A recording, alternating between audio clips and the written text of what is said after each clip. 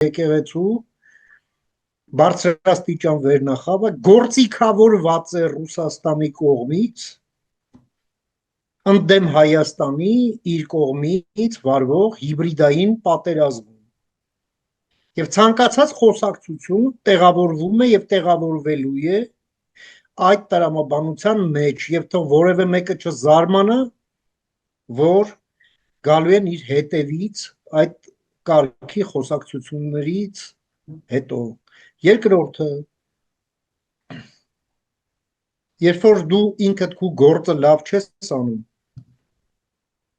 ամբողջ էլեկտրամատակարարման ցանցի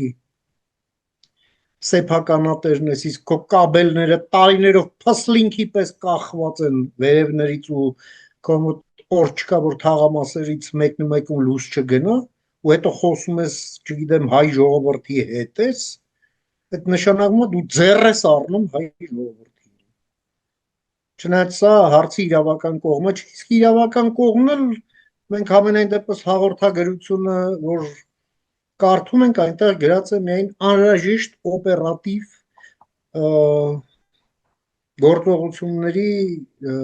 մասին եւ ոչ ավելին։ Պարզաբանումներ կստանանք, կմեկնաբանենք։